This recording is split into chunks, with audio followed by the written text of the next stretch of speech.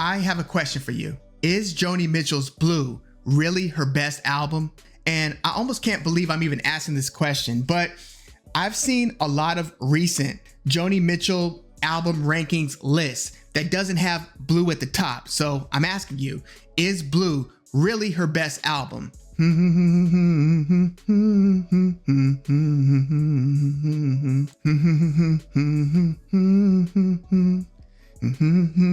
So good.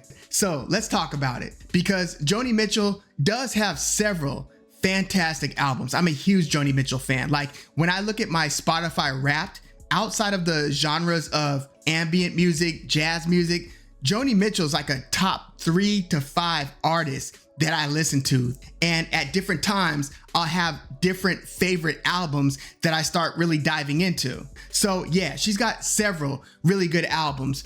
Like, I don't think her debut album, Song to a Seagull, is one of her best. But once you get into the second album, Clouds has Chelsea Morning as a track 2, and it closes with Both Sides Now.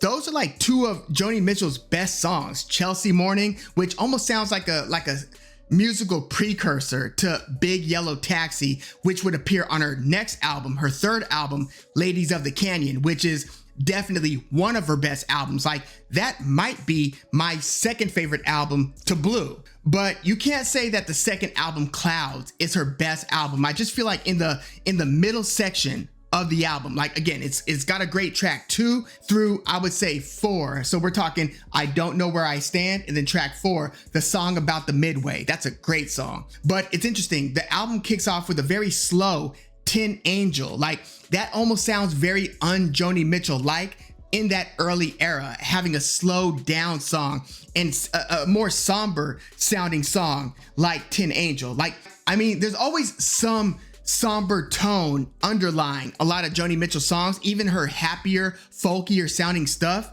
has a little tinge of melancholy, but Tin Angel is very unlike the song that follows it, Chelsea Morning. But then you get to like the middle section with Roses Blue. The gallery's pretty good, but then I Think I Understand, Songs to Aging Children Come, and then The Fiddle and the Drum. Those aren't, those to me aren't Joni Mitchell's best work or anywhere near it. But then again, it closes with Both Sides Now. So I like the Clouds album, but I don't think it's a top 3 Joni Mitchell album. Ladies of the Canyon, that one from top to bottom is more solid throughout. It's got a very underrated opener, Morning Morgantown. That's a beautiful Joni Mitchell song. But then it's got For Free, which was actually covered by Wise Blood on Wise Blood's last album. So For Free, the track 1 and 2, very good. Conversation, track 3, really good. Ladies of the Canyon, not one of my favorite, but I get why a lot of people like it. And then if you look at the last 4 songs of the album, Blue Boy, the classic Big Yellow Taxi, that's that on and on it seems to go that Janet Jackson and Q-Tip use on the Velvet Rope single by Janet Jackson. They sampled that Joni Mitchell, on and on it seems to go, but you don't know what you got till it's gone. And then listen to like the line at the end of the chorus, paved paradise and put up a parking lot. It's like an eco-friendly song, an environmental song. But yeah, Big Yellow Taxi, one of Joni Mitchell's biggest classics, is the third to last track on Ladies of the Canyon. And then you've got Woodstock, which is a classic, and then The Circle Game. One of the best, most underrated Joni Mitchell songs. It just evokes so much emotion, and it closes Ladies of the Canyon. So yeah, that to me, Ladies of the Canyon, it's probably a top 3 Joni Mitchell album. And then you get to the classic Blue, which doesn't have a song that's skippable in my opinion. Like, every song to me is either a guitar classic or a piano bass classic. From the opener, All I Want, which is the one that I was humming a little bit earlier, that to me is just vintage Joni Mitchell. And you've got Little Green, you've got Carrie, California, A Case of You. I swear there is not a lull on this album. There are slower, more somber songs, but she almost alternates between guitar song, piano song, guitar song, piano song. Not exactly one for one, but more or less. It feels like it's almost 50% piano songs and 50% guitar songs. Before this point in Joni Mitchell's catalog, it was pretty much all guitar-based songs. But again, here you get more of a mix between guitar-based songs and piano-based songs. And you would get a lot more piano songs in the albums to follow Blue. So again, Blue from top to bottom, it is just remarkable. Then you've got For the Roses, very good album. This is the follow-up to Blue. Now, For the Roses had mostly piano songs. There was obviously some guitar in there, but by this point, she is really in her piano bag. And then after that is when she starts moving away from the folk sound. I mean, you could argue that by For the Roses, her 5th album, she was already transitioning. Like, her voice wasn't as peppy and as high. I mean, she's known for those leaps octave-wise, singing those really high notes that sometimes could be a little bit unexpected. Like, she could be in this register and then she just goes here. Like, listen to the opening lines on the song Carrie. And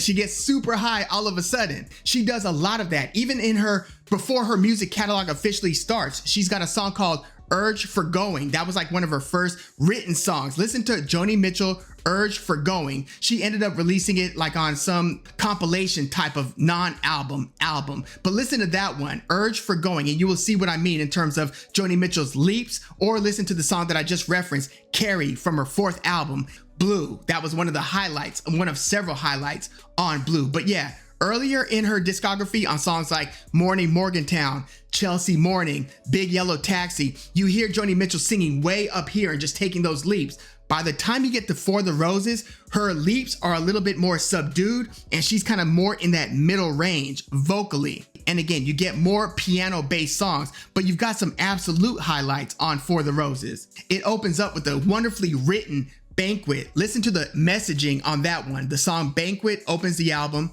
Although my favorite from the album is probably See You Sometime. And some other highlights are You Turn Me On, I'm a Radio, Baron Grill, Lesson in Survival, the title track For the Roses. So many good songs. I wouldn't argue with somebody saying that this is a top 3 or top 5 Joni Mitchell album. And then you get to her most commercially successful album, Court and Spark. That's got Help Me, which I believe is her highest charting song throughout her catalog. Help Me, I believe, is track 2. You've got Raised on Robbery. You've got Free Man in Paris. Those are 3 of Joni Mitchell's most successful commercial songs. So by this album, she's more into straight up rockers. There are more drums on Court and Spark than on Clouds or Ladies of the Canyon. So now she's transitioned out of that pure kind of folky sound into more of a pop rock sound, the type of thing that would have been popularized by the Eagles and James Taylor, because now we're talking kind of mid 70s. We're not in the late 60s, early 70s anymore. So again, Court and Spark, her most commercially successful album, it actually closes with a jazz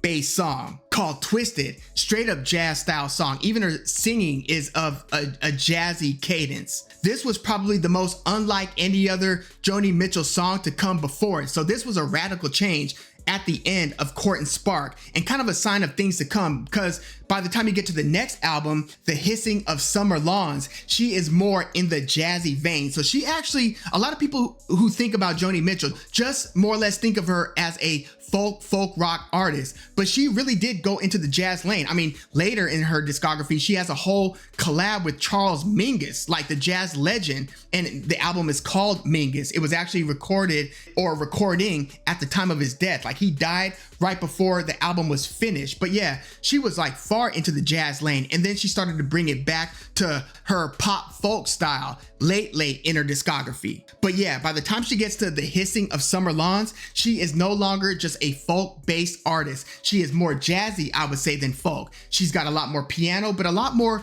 musical accompaniment. On her next album, Hejira. Now, Hejira is one of my favorite Joni Mitchell albums. I really do think that is probably a top 3, if not top 2 Joni Mitchell album. It's fantastic. It kicks off with Coyote, great song. It's got A Strange Boy. It's got the title track Hejira, Song for Sharon, and then even more radical musical changes like Black Crow. This was a very different Joni Mitchell album, but again, it's fantastic from top to bottom. I wouldn't argue with anybody saying that it's a top 2, top 3 Joni Mitchell album. Again, it's one of my 2 or 3 favorite. And this album, Hejira, her 8th album, pretty much caps off her classic period. You know, she does have good stuff after that. She's got Don Juan's Reckless Daughter. She's got that Mingus album and several other albums that are worth a listen. But I would say her albums 2 through 8 are usually the ones that you will find near the top of any Joni Mitchell album ranking. And by this point, her voice is way lower than it used to be. Like, she's a notorious cigarette smoker, smokes tons of cigarettes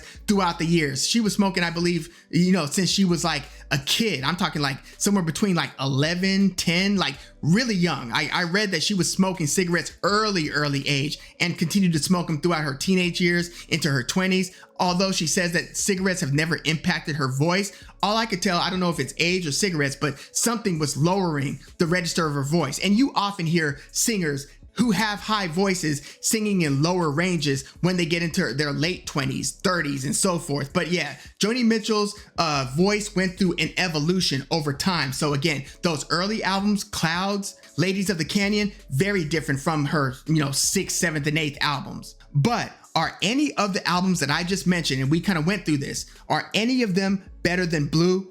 Hell no. Like, anybody who argues that any of these other albums are better than Blue, it sounds like somebody trying to argue that Dark Side of the Moon isn't Pink Floyd's best album. And I know that there are a lot of people who don't think that Dark Side of the Moon is Pink Floyd's best album, or Songs in the Key of Life not being Stevie Wonder's best album, or somebody saying that Tupac's All Eyes on Me isn't better than Me Against the World or Machiavelli. And I love Me Against the World, but when you really think about it, like, just look at the albums that you're comparing to the classic and put it like this. If it was another album in Joni's catalog that had the reputation of being her best, like let's say Hejira is seen to be her best, or let's just say For the Roses. If that was seen to be Joni Mitchell's best, and it was kind of widely accepted and understood that this is Joni Mitchell's best album, and it's the one that's usually near the top of, the greatest albums ever list, like in the way that Blue is. Like, if you look at Rolling Stone's greatest albums of all time, I think their latest version of that list had Blue at like number 3. So this is a classic album. But let's pretend that that was instead For the Roses. If you knew that and you were coming into Joni's catalog with that understanding, and then you stumbled upon the lesser known, let's just pretend the lesser known Blue, you would be shouting to the high heavens that Blue is better than For the Roses. Like, when you go through that track list on Blue, you would be wondering, why the hell isn't this one considered Joni Mitchell's greatest and best album? So think about it. If you have to make some sort of a creative argument, and you really have to put effort into an argument as to why one album is better than the other, then it probably isn't, right? Like, don't overcomplicate this. It's a very simple argument to make when you are arguing for Blue. It's a lot more complicated and more difficult of an argument to make against Blue being Joni Mitchell's greatest album. So again, just go with where the evidence takes you, all right?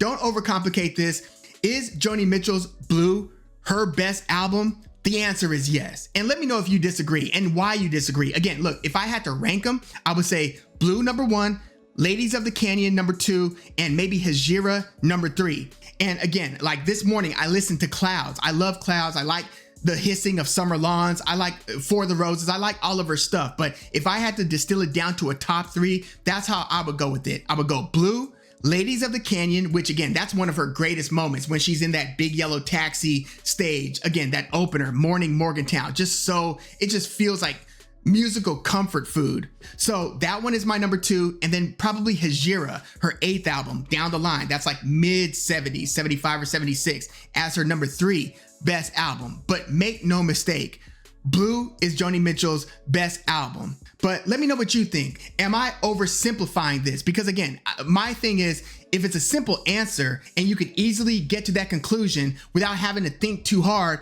then when you start thinking too hard about other albums and trying to make arguments for them, you've kind of missed the mark by that point. You're trying to creatively play devil's advocate, which is a fun conversation. Like, we could talk about track for track other albums and how they stack up with Blue, but nah, look at Blue from top to bottom. The answer is pretty much out there for you. It's Blue. But yeah, let me know your thoughts on this in the comments, and let me know what your 3 favorite Joni Mitchell albums are. And let me be clear, best and favorite, it could be different. Like, you could have your favorite, like you could say, For the Roses or The Hissing of Summer Lawns is your favorite Joni Mitchell album, but I'm talking about best, just in terms of track by track, sound quality, how it holds up over time, and where she was in her musical trajectory when she got to that point. Just what that final output is from track 1 to the final track. It's Blue. But yeah, let me know what your 3 favorite Joni Mitchell albums are, and let me know if you agree or disagree that Blue is her best album. Please like the video, subscribe to the channel, if you love music like I do. I'm Woog. Thanks for tuning in.